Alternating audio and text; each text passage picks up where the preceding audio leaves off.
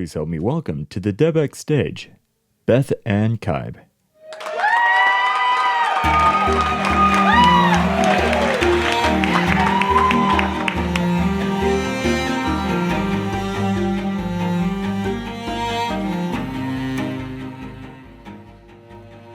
There I was at my daughter's last neurology appointment before her series of brain surgeries.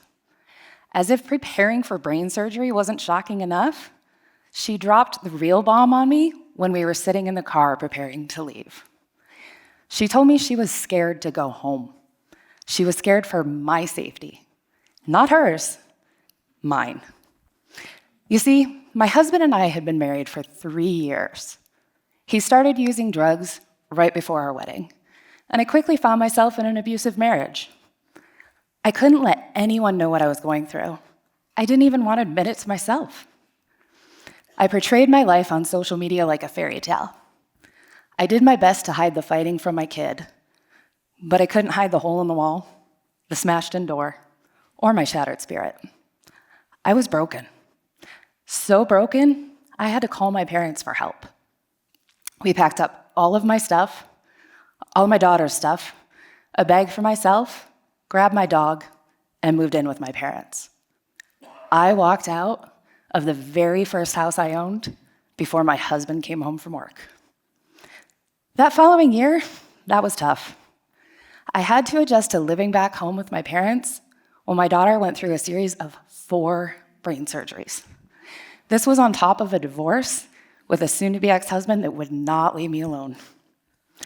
Not a day went by without a reminder from him. There were endless emails and letters, gifts on my truck, drive-bys, and who knows how many texts and phone calls after I blocked his number. His voice echoed in my head daily. You are so lazy, you don't make enough money, my dinner wasn't cooked right, the house isn't clean enough. You are the scum on the bottom of my shoe. You are broken. I was full of shame, embarrassment, and hatred for myself. I had to get my daughter away from it. So I did what any semi-rational single mom with a teenager in a wheelchair would do. I bought a travel trailer. I renovated it to accommodate her needs, and as soon as she was healed and we had doctor's clearance, I took my daughter and our 2 dogs across the country twice. Everyone thought I was crazy, but I saw the reflection of defeat in my daughter's eyes. I was determined to show her that no matter what, you can rebuild yourself even stronger. The only way to show her that?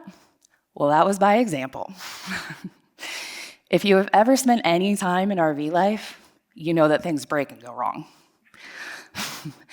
Thanks to my father for raising me so independently, I could fix anything that physically broke on that trip. But that empty space between my kid and I, that constant song of defeat running through my head, that was a different story. I had to figure that out and fast. I couldn't keep that broken mindset while keeping my daughter and I safe as we traveled throughout unfamiliar areas across the country. But this trip, this was a pivotal turning point. It started a long path of healing and self-discovery. I knew I wasn't done in life. I knew I was meant for more, and I knew I deserved to be happy. I also knew I had to heal myself first. I started changing the narrative in my head. Baby steps. You're lazy turned into, yeah, you're lazy compared to him, but you aren't relying on stimulants to get through life. You don't make enough money turned into, you make enough money to be out here traveling across the country. You are no better than the scum on the bottom of my shoe became, I may be scum, but I'm no longer on the bottom of your shoe.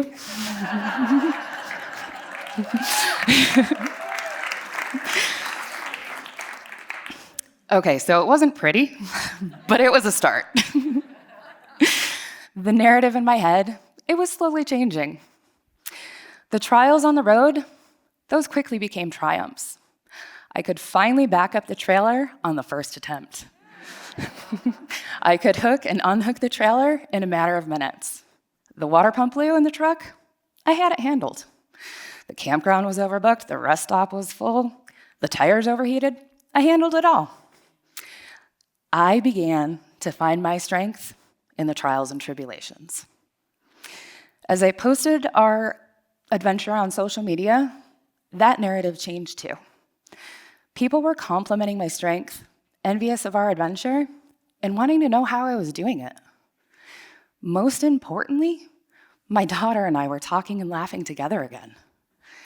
That's when I noticed the glow on my daughter's face. But it wasn't my daughter's glow. It was a reflection of my glow. I started to take all the doubts, insecurities, and negative thoughts that cluttered my mind, and I repurposed them as fuel. Every piece of crap that once weighed me down became a stepping stone, each one driving me to push past my own limitations. My mission, it became very clear. I needed to rewrite the narrative in my head and to replace the voice of self-doubt with one of self-belief and resilience. As I continued on this journey, something powerful happened. I realized I was healing. I wasn't broken as I had once believed. In truth, I was transforming. Beneath all the scars and struggles, there was a light inside of me that was starting to shine brighter than ever.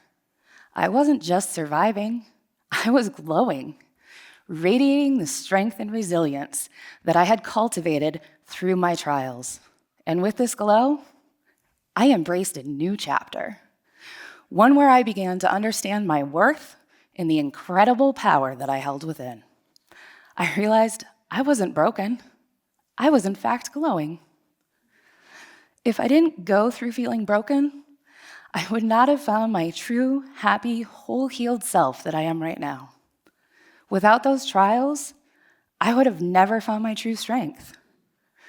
I would have not had the perseverance to become an entrepreneur or an international best-selling author.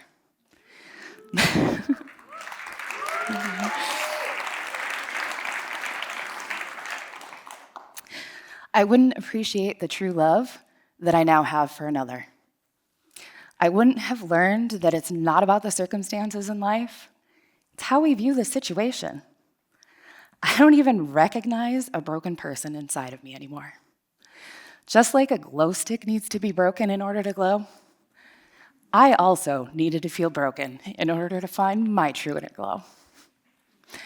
The break was never something I should have been afraid of, and neither should you.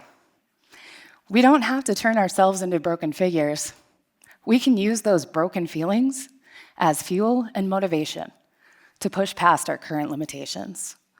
We can find our true glow if we use those breaks correctly. So I ask you, what self-deprecating thoughts are running through your head? What false things have you been told that you're still believing? What words do you need to change the narrative on? Is it that you're lazy? You don't make enough money? You are broken. Now please take a moment and find that glow stick that you received on the way in. Oh, you guys are amazing. Find those words in your head that make you feel broken. Pick one, say it to yourself, and snap that glow stick and break that pattern. Have this be your reminder. These thoughts and words are fuel, motivation, and a part of you. They become your strength. And you see, you aren't broken. You're glowing. Thank you.